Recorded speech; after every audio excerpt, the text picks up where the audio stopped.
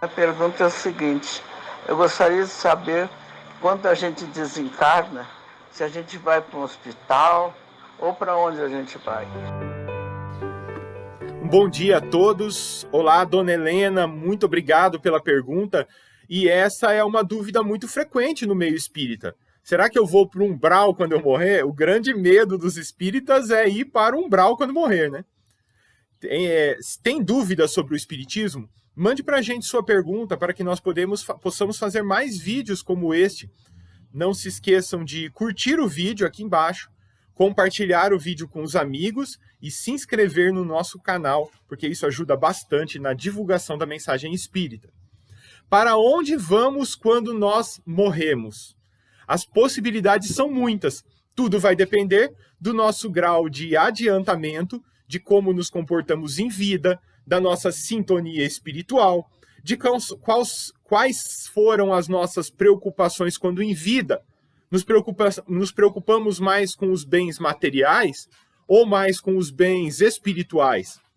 Guardamos os nossos tesouros em cofres ou guardamos os nossos tesouros no céu, onde a traça não rói e os ladrões não roubam? Então, para responder a pergunta, vou citar alguns exemplos de livros que contam destinos de espíritos após o seu desencarne.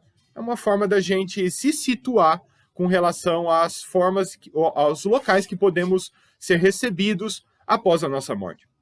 Começando leve e feliz, para não traumatizar ninguém. Cito aqui o exemplo, o caso de Patrícia, autora espiritual do livro Violetas na Janela. Patrícia desencarnou aos 19 anos de idade, vítima fatal de um AVC, de um acidente vascular cerebral. Ao desencarnar, Patrícia foi imediatamente recolhida a um local onde passou cerca de 16 dias dormindo, para que não sentisse a tristeza da família com relação à sua morte. Outro caso que pode ser citado é o do próprio André Luiz. Ele narra a sua história no livro Nosso Lar. Ele, que em vida havia cometido diversos excessos quando encarnado, acabou desencarnando na mesa de cirurgia, em decorrência de uma oclusão intestinal. Por causa de seus excessos e de outros problemas que teve em vida, relatados no próprio livro, após o seu desencarne, passou 8 anos nas zonas umbralinas, até que foi resgatado pela espiritualidade. Ao ser resgatado, foi levado a um hospital na colônia de Nosso Lar. Outro relato interessante, para um dos meus favoritos, diga-se de passagem, é encontrado no livro Memórias de um Suicida, onde Camilo Castelo Branco, o nome real do autor do livro, que assina com o pseudônimo de Camilo Cândido Botelho, após cometer suicídio, viu-se num local sombrio, escuro, úmido, repleto de cavernas onde agrupavam-se outros suicidas. Nesse local, formavam-se porções de água, onde os afogados reviviam o momento de sua morte, onde passava um trem para novamente esmagar aquele que cometera suicídio atirando-se na frente da composição férrea, onde era comum ouvir-se estampidos de armas de fogo, repetindo o momento da morte daqueles que tiraram a própria vida atirando contra si mesmos. Camilo passou neste local alguns anos também, e deu a esse local o nome de Vale Sinistro. Eu vou deixar aqui um link para um vídeo que eu falo um pouco mais sobre o suicídio, exatamente uma pergunta sobre o suicídio.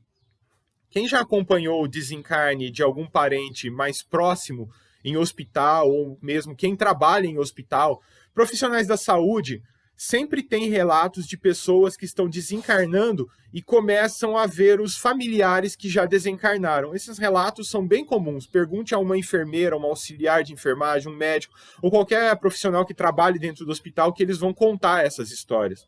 São coisas bastante comuns de se acontecer. O candidato a desencarnado, aquele que está prestes a desencarnar, começa a ver os espíritos das pessoas que já desencarnaram, geralmente da sua família, e começam a ver. Ah, minha mãe, estou vendo minha mãe, estou vendo minha avó, estou vendo minha irmã, estou vendo meu irmão. Começa a ter esses relatos. Também é um exemplo do que ocorre depois da morte e para onde vai o espírito após o seu desencarne. Esses parentes já falecidos, que o moribundo diz estar vendo, são realmente os entes queridos vindo acompanhar o seu desencarne, onde o candidato, né, a defunto, já mais no plano espiritual do que no plano físico, começa a ter contato com aqueles que estão vindo resgatá-lo e ampará-lo no momento do seu desencarne. Mais importante do que nos preocuparmos com o momento da nossa morte, é nos preocuparmos com o nosso comportamento em vida. Como é que nós estamos vivendo? Como estamos tratando os nossos semelhantes? Estamos fazendo o que Deus espera de nós? Vivendo o Evangelho? Seguindo os ensinamentos de Cristo? Estamos nos melhorando a cada dia, cumprindo a lei do amor e da caridade? Se estivermos assim, vivendo dessa forma, beleza.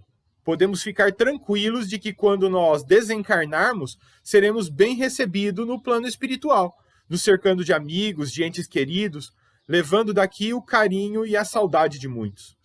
É sempre tempo de começarmos a nos preocupar, não com a nossa morte, mas com o que fazemos aqui em vida. Que Jesus nos abençoe a todos.